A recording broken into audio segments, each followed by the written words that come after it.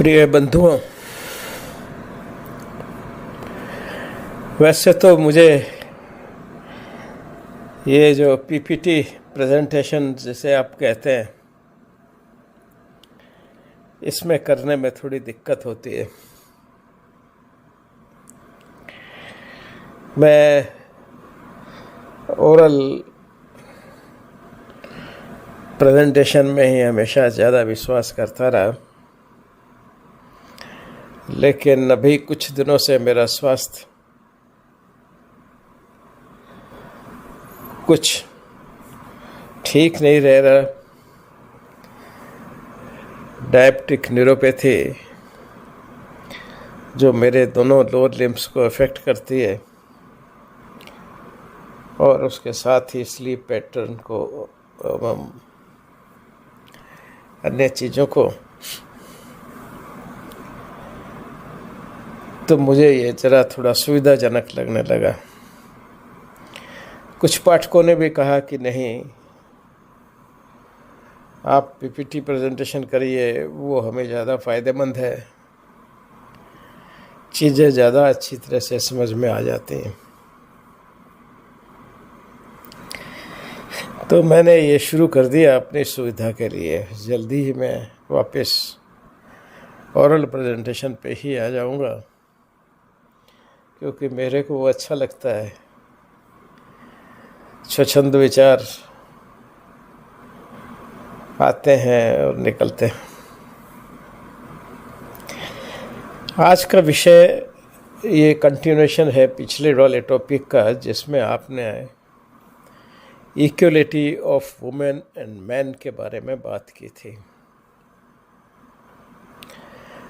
मैंने दृष्टांत दिया था भारत के एक फैमिली का। मैंने अपनी फैमिली का उदाहरण दे करके कि आपको समझाने की कोशिश की कि प्राचीन भारत में ज़्यादा दूर नहीं, आज से 70 साल पहले ही मेल और फीमेल के रोल अलग अलग थे। जैसे मैं डॉक्टर हूँ, आप में से कोई वकील है, तीसरा कोई इंजीनियर है। आप सबके काम अलग अलग होने से हम ऐसा नहीं कह सकते कि हम इक्वल नहीं हैं। तो उसी तरह से मेल और फीमेल के काम परिवार में अलग अलग थे, लेकिन इक्वल थे। उनका स्थान बराबर था। उनका सम्मान, प्यार, ममता, पार्टिसिपेशन सब एक बराबर था। रादर औरत का काम, वुमेन का काम ज़्यादा था इम्पोर्टेंट, और वो ज़्यादा पूजनीय, और सब उसको प्यार करते थे, ममता करते थे, सम्मान करते थे। और हमने तो यहाँ तक कहा, यत्र पूज्यन्ते नारी तत्र वसते देवा। जहाँ नारी की पूजा होती है वहाँ देवता निवास करते हैं। और मैंने कोई ऐसा घर नहीं देखा था जिसमें नारी की पूजा न होती हो। बाकी सब काम के डिस्ट्रीब्यूशन का था। खैर, ये समस्या शुरू कब से हुई? इसकी शुरुआत यूरोप में और मिडिल ईस्ट में जो नए धर्म आए, उन्होंने औरत को बराबर का स्टेटस नहीं दिया। न ही क्रिश्चियनिटी में औरत का स्टेटस बराबर में है, चाहे वो एक्सप्लेन करके कुछ भी सिद्ध करने की ज़रूरत करें। बट वस्तुतः औरत जो है वो एक सबऑर्डिनेट थी मेल की। मेल की कह दीजिए, फादर की कह दीजिए, ब्रदर की कह दीजिए। और उनके भविष्य का निर्णय या सब कुछ जो था, वो सब मेल परिवार पे ही निर्भर करता था। इस्लाम में तो आज भी वैसा ही है। औरत को कोई स्वातंत्र नाम की चीज़ नहीं है, वह अभी भी एक पराश्रित महिला के रूप में ही परिवार में देखी जाती है, और वही उसका स्तर है, वही उसका सम्मान है। और इतने लंबे समय तक इस चीज़ को सहते सहते अब उनकी आदत भी ऐसी बन गई है कि वो उससे बाहर नहीं निकलना चाहते। वो भी वही बुर्का पहन करके उसको छोड़ना नहीं चाहते, क्योंकि एक आदत को इतने 1400 साल से रिपीट करते करते करते इतने मायूस कफस के हो गए कि अब रिहाई भी मिलेगी तो कहाँ जाएंगे, वो वाली परिस्थिति हो जाती है। और वो परिस्थिति उस समाज की हो भी चुकी है। इसलिए आप स्वतंत्र की बात भी करेंगे तो वही लोग उसका विरोध कर लेंगे जो जिनके अधिकारों का हनन उस परंपरा से हो रहा है, क्योंकि वो हनन के आदी हैं। यह 15वीं ईस्वी तक खूब चला, सिवाय भारत को छोड़ करके जहाँ पे नारी का अलग रूप था,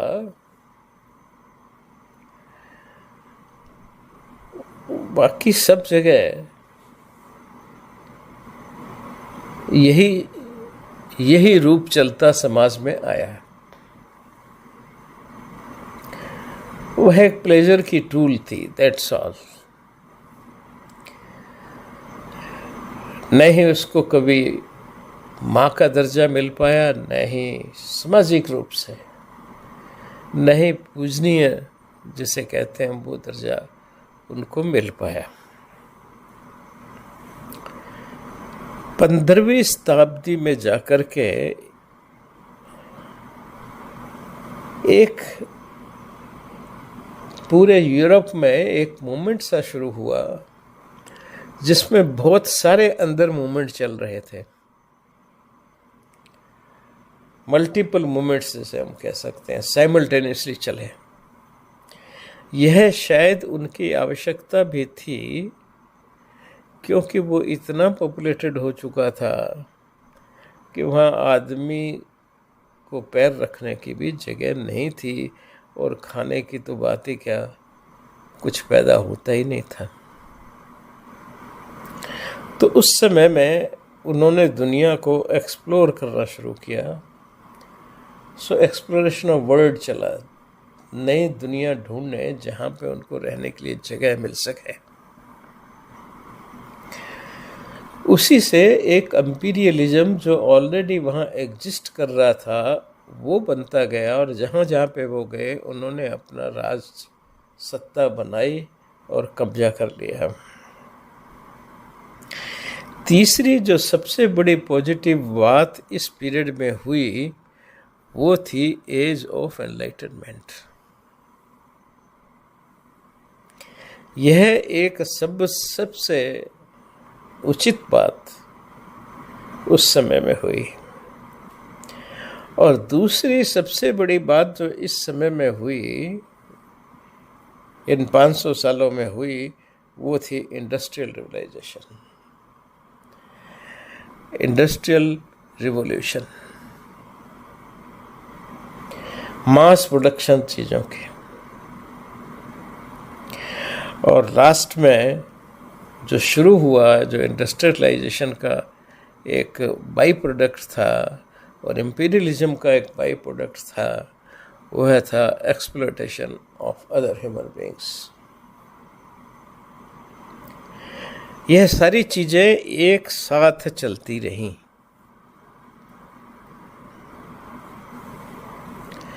अगर आप उस समय के चाइनीज़ लिटरेचर या ओल्ड टेस्टामेंट या हिब्रू देखेंगे, पुरानी जो ओरिजिनल बाइबल है वो देखेंगे, तो आपको पता चलेगा कि औरत का सबऑर्डिनेशन का स्टेटस था। वो सबॉर्डिनेट थी आदमी की। और तो और उसकी कथा में भी ये डाला गया कि साहब आदम तो पैदा भगवान ने किया, और जो ईव जो थी उसको उसकी पसली से बनाया, उसकी रिब से बनाया। यानी कि इतना कम महत्व। और वह एक फादर ब्रदर की प्रॉपर्टी मात्र बन के रह गई, चाहे शादी का इशू हो, चाहे किसी और का इशू हो, और उन्हें अपना पति चुनने का अधिकार नहीं था। अब जरा हम बात करेंगे एज ऑफ एनलाइटनमेंट की,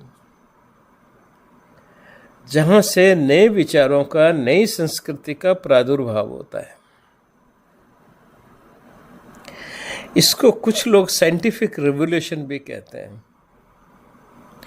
और यह 1650 से 1850 तक इसका पीरियड माना जाता है। इस एज ऑफ एनलाइटनमेंट में, या कुछ लोग इसको एज ऑफ रीजन्स भी कहते हैं, एज ऑफ साइंटिफिक रिवोल्यूशन भी कहते हैं, किसी भी नाम से आप पुकार लीजिए, इसमें कल्चरल, साइंटिफिक और इंटेलेक्चुअल डेवलपमेंट यूरोप में हुआ। खास करके फ्रांस में यह शुरू हुआ,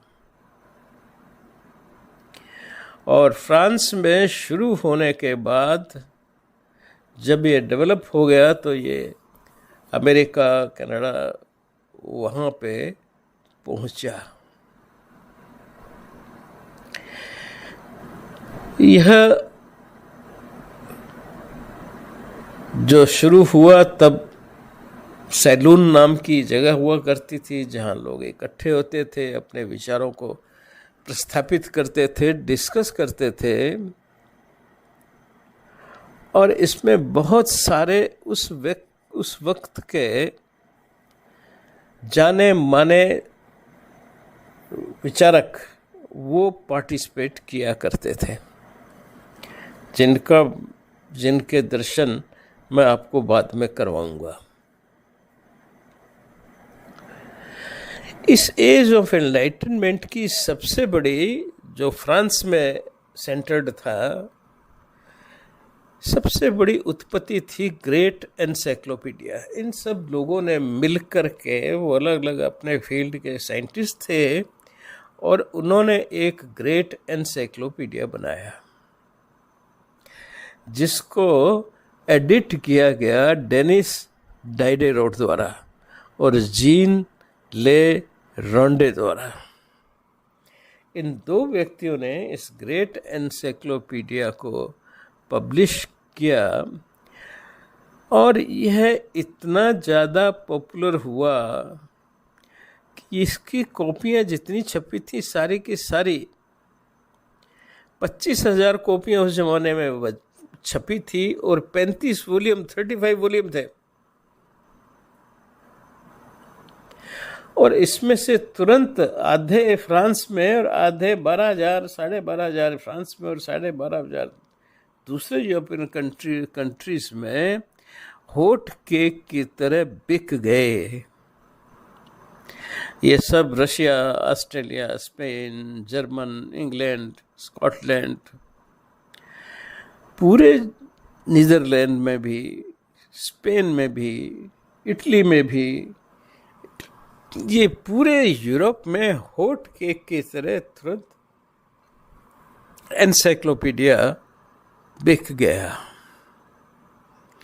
और यह एक आइडिया जो था, साइंटिफिक टेम्पर जो था, इसका फ़ायदा यह हुआ कि साइंटिफिक टेम्पर जो है 1751 के आसपास, इसको 12 साल लगे थे, 1751 से 1772 में ये पूरा हुआ, और 1772 में 73-74 में ये पूरी दुनिया में, यूरोपियन वर्ल्ड में ये छा गया। और फिर यूरोपियन वर्ल्ड से होता होता यह अमेरिका पहुंचा। अमेरिका में Benjamin Franklin and Thomas Jefferson, ये दो ऐसे नाम हैं जिनको दुनिया भुला नहीं सकती, जिनको दुनिया भुला नहीं सकती। इन्होंने उसी एनसाइक्लोपीडिया के आधार पर एक ऐसा स्टेटमेंट तैयार किया जो दुनिया का सर्वश्रेष्ठ स्टेटमेंट है मेरी नज़रों में इंग्लिश लैंग्वेज में। संस्कृत में सोच से बहुत अच्छे मिल जाएंगे, पर इंग्लिश लैंग्वेज में वह एक सबसे खूबसूरत स्टेटमेंट था जो मैंने पढ़ा है। उसके बाद में जब अमेरिकन डिक्लेरेशन की बात आई, यूनाइटेड स्टेट्स ऑफ अमेरिका की जब बनी, और जब उनका कॉन्स्टिट्यूशन डिक्लेरेशन ऑफ इंडिपेंडेंस बना, तो उसमें इसकी झलक बड़ी साफ दिखाई देती है। यानी कि इसकी झलक अमेरिकन डिक्लेरेशन ऑफ इंडिपेंडेंस में, यूएसए का फ्रेंच डिक्लेरेशन ऑफ राइट्स में, राइट्स ऑफ मैन, ये आप यहाँ नोट करिएगा। क्रक्स जो मैं आपको बता रहा हूँ वो यही है,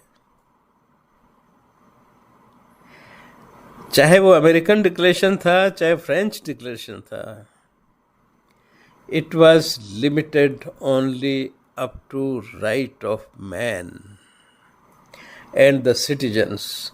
और सिटीजन कौन थे? Only man were the citizens. ये पोलिश में भी हुआ, लिथुआनिया में भी हुआ, उनके कॉन्स्टिट्यूशन में भी 1791 में इंक्लूड किया गया, पर सब जगह यह एप्लीकेबल था ओनली टू मैन। ये आप सैलून देख सकते हैं जहाँ पे सब लोग बैठ के डिस्कस करते थे, और डिस्कस करने के बाद में किसी एक निर्णय पे पहुँचे, और वही सब निर्णय द ग्रेट एनसाइक्लोपीडिया बने। अब मैंने कहा था कि मैं उन सब महानुभावों के दर्शन करवाऊंगा जो उस पीरियड में पैदा हुए और उन्होंने हमारे मॉडर्न थिंकिंग में कंट्रीब्यूट किया। ये थे जीन ले रॉन्डे, अराउंड फ्रेंच, जीन जैक्यूज रूसो, पेरे बायल, आइजैक न्यूटन, मोंटेस्क्यू, स्पाइनोजा, जॉन लोके, डेनिस डाइडेरोट जो एडिटर थे ग्रेट एनसाइक्लोपीडिया के, जॉर्ज लुइस बफन, ये सब इन लोगों ने किया। इनका कंट्रीब्यूशन बहुत ग्रेट है। ये सब व्यक्ति प्रभाते कर दर्शनम वाले थे, लेकिन जहां ये लोग थे वहीं पे इंग्लिश समाज में, अमेरिका में और पूरे सब जगह यह भी चल रहा था।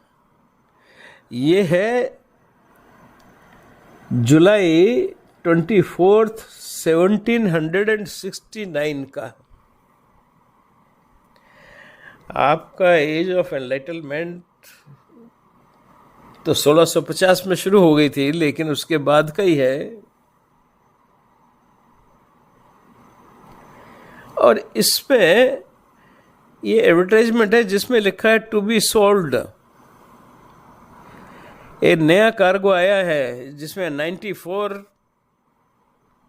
ब्लैक्स हैं और इन निग्रोस को नीलाम किया जाएगा जिसमें 39 आदमी हैं, 15 लड़के हैं, 24 औरतें हैं और 16 लड़कियां हैं, just arrived in the Brigantine Dambia Francis Bear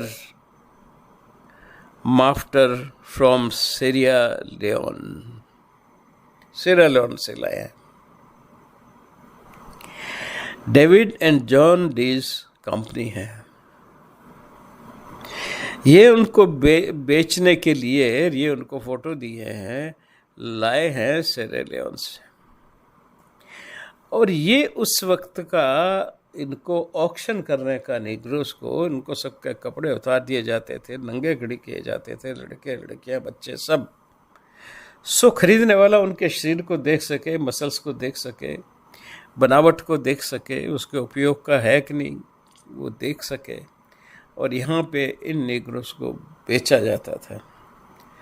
यह एक हैंड रिटन रसीद, बिना डेटेड, बिना कुछ के, उसने पैसे दिए, जितने भी डॉलर दिए उसकी उसको रसीद दे दी गई।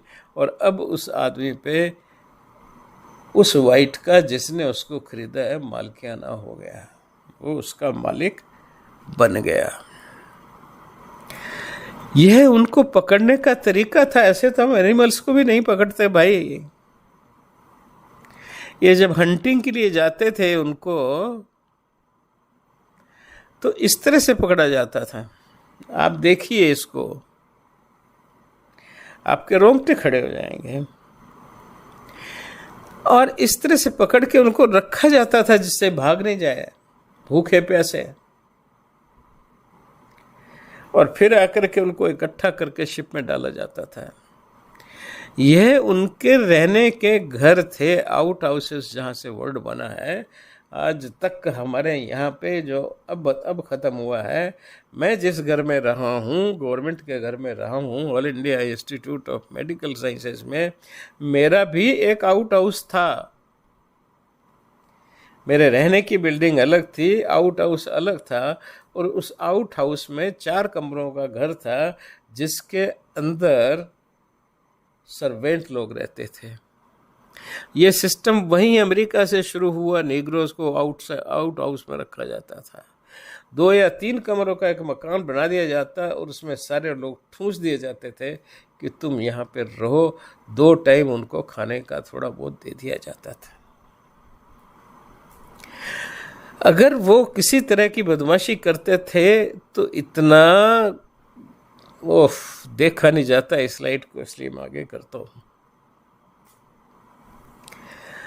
अब इसके साथ साथ एक नया शुरू हुआ इंडस्ट्रियल रेवोल्यूशन। ये 1760 से लेके 1840 तक चला। और इसमें क्योंकि ब्रिटिश, जर्मन, फ्रेंच सभी का पूरी दुनिया में आतंक था, कंट्रोल था, इंडिया में भी था। और इंडिया उनको सोने की बर्ड थी,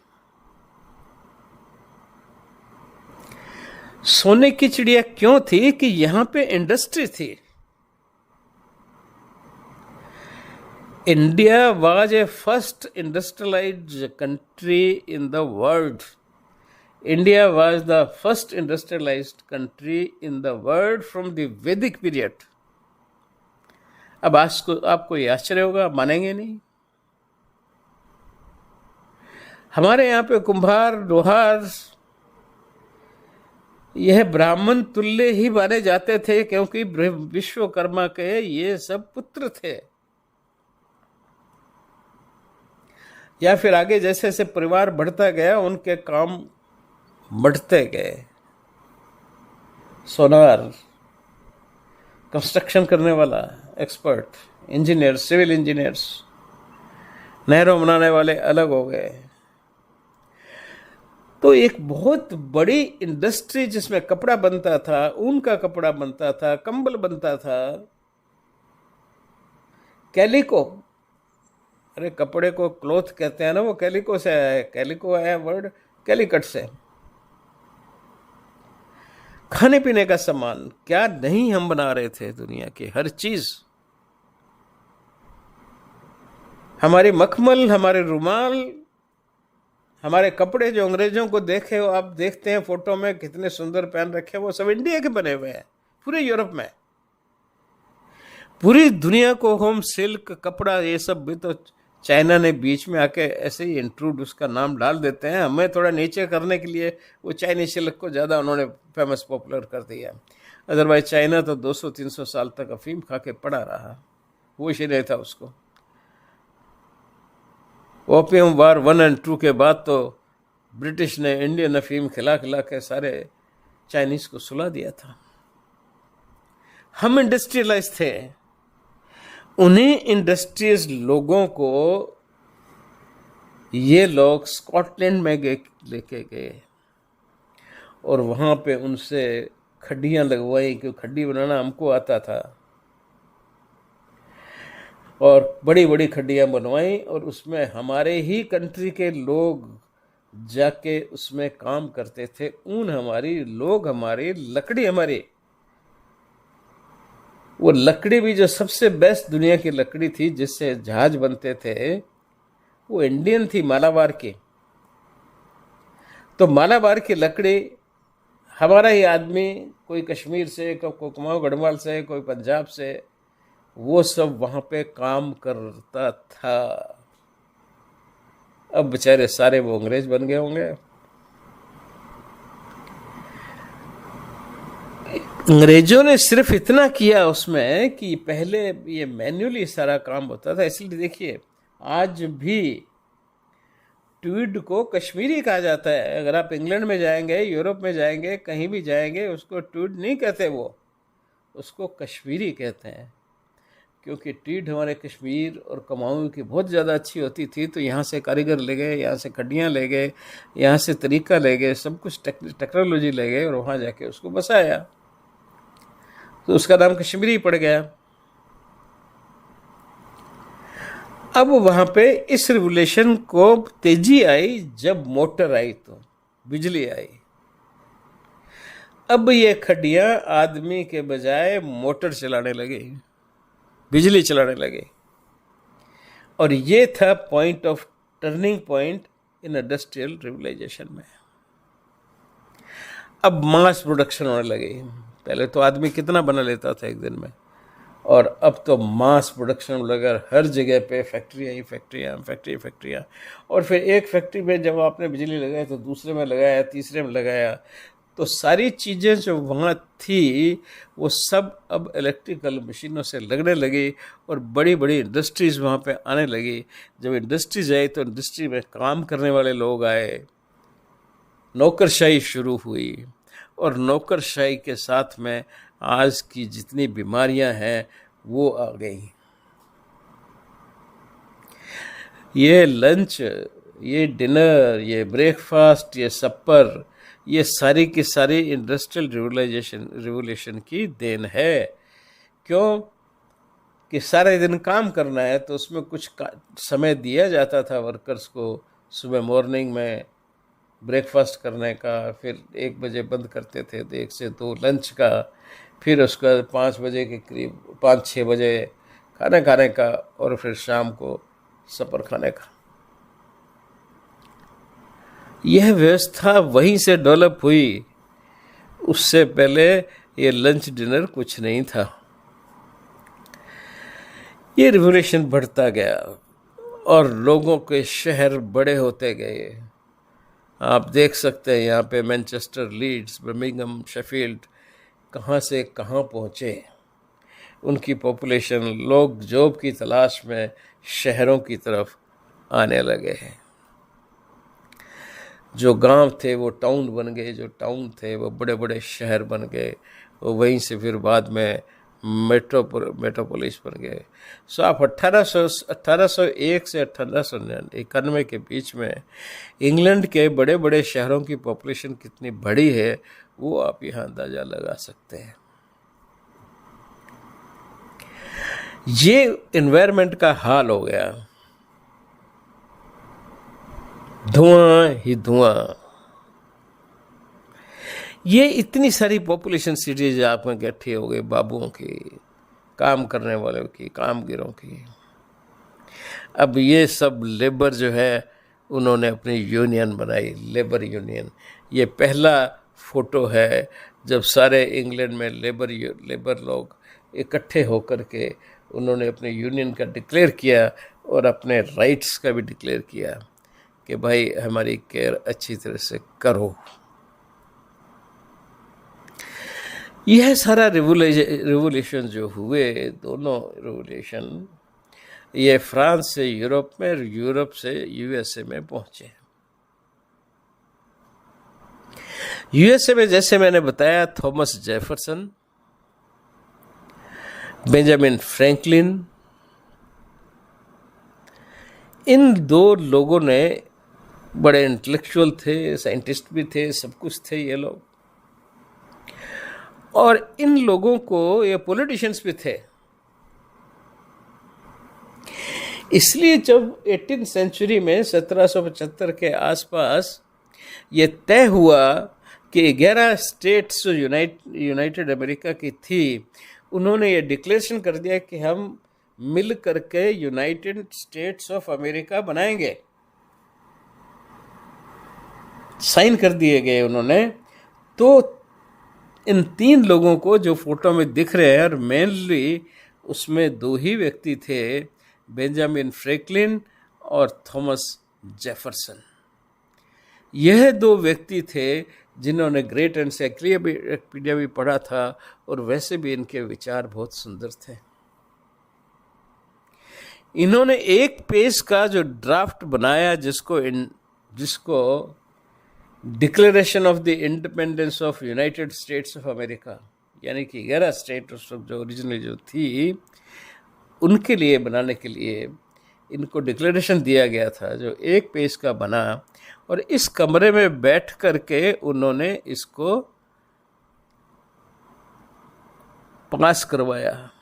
ये उनके उस वक्त के पार्लियामेंट की फ़ोटो कह दीजिए, और यहाँ बैठ के उन्होंने इसको पास करवाया। ये वो डिब्बा था जिसके अंदर वो डिक्लेरेशन की कॉपी लेकर के उस असेंबली हॉल में पहुँचे, जहाँ पे उन्होंने ये लोगों को समर्पित करना था। ये उस वक्त का पार्लियामेंट है, और ये उस वक्त तीनों के तीनों व्यक्ति, थॉमस जेफरसन और वो दोनों उसके साथी, प्रेजेंट कर रहे हैं पार्लियामेंट को अपना डिक्लेरेशन जो उन्होंने बनाया था। ये उस डिक्लेरेशन की पवित्र कॉपी है, जो जुलाई 4, 1776 में पार्लियामेंट में पेश किया गया, और उसमें सारी स्टेट्स के जो रिप्रेजेंटेटिव थे, आप बॉटम में देख सकते हैं, ये हैंड रिटन है। उस वक्त प्रिंटिंग प्रेस इतनी पॉपुलर नहीं थी, उस सब पे नीचे सबने सिग्नेचर किए। ये उसका प्रिंटेड वर्जन था, उसको प्रिंट भी करवाया गया, क्योंकि हैंड रिटन तो एक कॉपी हो सकती थी जिस पे सब साइन करेंगे, प्रिजर्व करना था उसको, और ये प्रिंटेड कॉपी थी जो बाकी सब लोगों को डिस्ट्रीब्यूट की गई। इसमें थॉमस जेफरसन से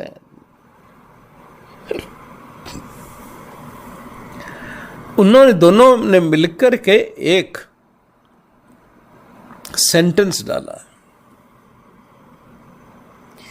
इस सेंटेंस ने पूरी दुनिया को बदल डाला।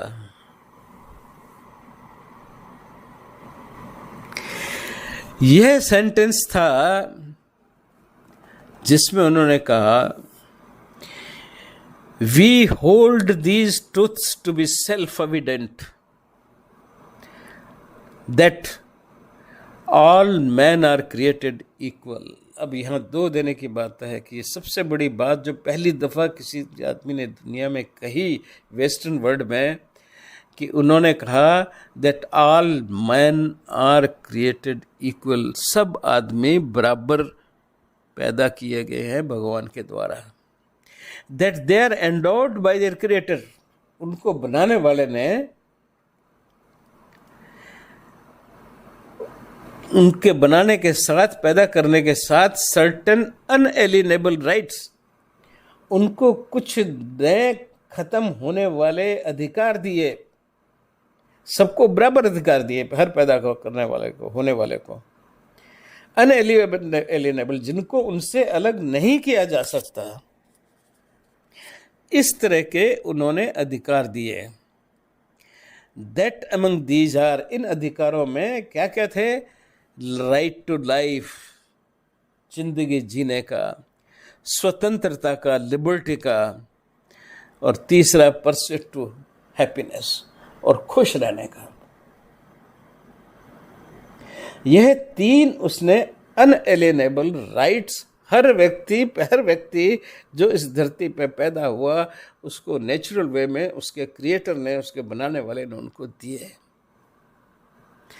यह इंग्लिश लैंग्वेज का सबसे खूबसूरत सेंटेंस था जो मैंने पढ़ा। हमारे तो शास्त्रों की बात छोड़ दो, पर यूरोपियन वर्ल्ड में ये एक पहला सबसे सुंदर स्टेटमेंट बन करके आया जिसने पूरे दुनिया के इतिहास को बदल के रख दिया। That to secure these rights, इन ये राइट्स लोगों के पास रहें, उसको सिक्योर करने के लिए governments are instituted among man, आदमियों के बीच में सरकारें बनेंगी जो ये एश्योर करेंगी कि ये तीन फंडामेंटल राइट सब लोगों को बराबर मिलें। ड्राइविंग देयर जस्ट पावर्स, ये पावर उनके कहाँ से आएंगे? तो उन्होंने ये नहीं कहा भगवान देगा, उन्होंने कहा driving their just powers from the consent of the governed, public की। यह उनकी जनता डिसाइड करेगी, पब्लिक डिसाइड करेगी कि इन राइट्स को सिक्योर करने के लिए किन लोगों को चुनना है। This was the first democratic statement. This is the best statement I have ever read. और यहीं से पूरी दुनिया में डेमोक्रेसी और ह्यूमन राइट्स इत्यादि की, सबकी इक्वलिटी की बात शुरू होती है। बहुत लंबे समय तक यह सेंटेंस उसमें एम्बेडेड एज ए लिखा हुआ रहा। हालांकि इसमें एक बहुत बड़ा फ्लॉ था, बहुत बड़ा फ्लॉ था। मैं उसी के निमित्त आपको ये बता रहा हूं। तब तक 1776 तक आदमी यह सोचने की हिम्मत भी नहीं कर सकता था कि आदमी और औरत इक्वल है। इसलिए यहां क्या लिखा गया कि लाइफ, लिबर्टी और हैप्पीनेस जो दी गई है वो सिर्फ आदमियों को दी गई है। उन्होंने ये कहा that all man are created equal, not all man and women. पढ़िए इसको। उन्होंने कहा ऑल मैन आर इक्वल, औरत इक्वल नहीं थी, और वो सचमुच में नहीं थी इन डिक्लेरेशन ऑफ इंडिपेंडेंस में। यह सिद्धांत सिर्फ आदमियों पे लागू हुआ, ये स्वतंत्रता आदमियों को मिली। औरत अभी तक भी एक एंजॉयमेंट की टूल ही थी, बच्चा पैदा करने की टूल थी। इससे ज्यादा अभी भी उसका कोई महत्व नहीं था। उसके बाद 1848 में, जुलाई 1848 में एक एलिजाबेथ कैंडी नाम की, एलिजाबेथ कैंडी स्टांटन उनका पूरा नाम था, उन्होंने सेनेका फॉल में एक कन्वेंशन बुलाया। And she was the first lady in the world जिसने जुलाई 1848 न्यूयॉर्क में सेनेका फॉल जगह अब भी है, वहाँ पे कहा और एक अपना डॉक्यूमेंट बनाया जिसका नाम दिया डिक्लेरेशन ऑफ सेंटिमेंट्स। और इसमें उन्होंने कहा, जो अपनी सेंटेंस था उसके लिए उन्होंने कहा, we hold these truths to the self-evident that all men and women are created equal.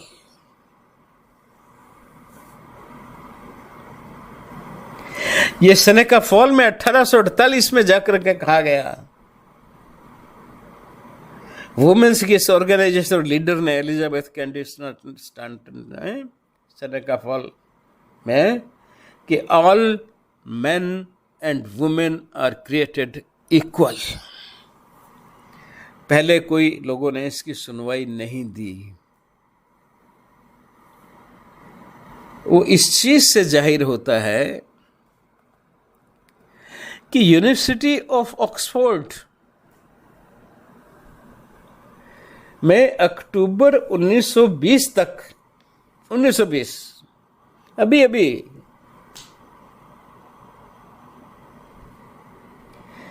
20 और 80, 23, 103 साल पहले कोई फीमेल ग्रेजुएट नहीं कर सकती थी।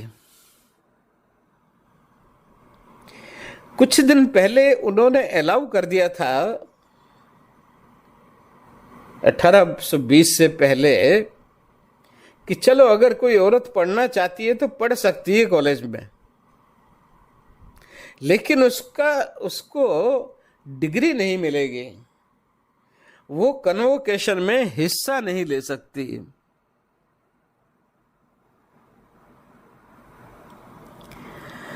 यह जाते तो एक लेडी थी जिन्होंने 1820 से पहले 1920 से पहले 1870 में स्पेशल परमिशन लेकर के और लेक्चर अटेंड करके और ऑनर्स का एग्जाम पास कर लिया था, लेकिन उसको कन्वोकेशन में डिग्री नहीं दी गई। तो वो न्यूजीलैंड माइग्रेट कर गई। अब वो थोड़े लंबे साल बाद तक सरवाइव कर गई। तो 1920 में जब ऑक्सफोर्ड यूनिवर्सिटी ने कहा कि हाँ, हम फीमेल को भी ग्रेजुएट कर सकते हैं, उनको कन्वोकेशन में डिग्री दे सकते हैं, तो ये लेडी तब जिंदा थी, 80-90 साल की उम्र में। ये न्यूजीलैंड से इंग्लैंड ऑक्सफोर्ड यूनिवर्सिटी में आई 1920 में अपनी डिग्री लेने के लिए, जिसको उन्होंने क्वालिफाई किया था 1870 में, 50 साल पहले। 1870 में 50 साल पहले।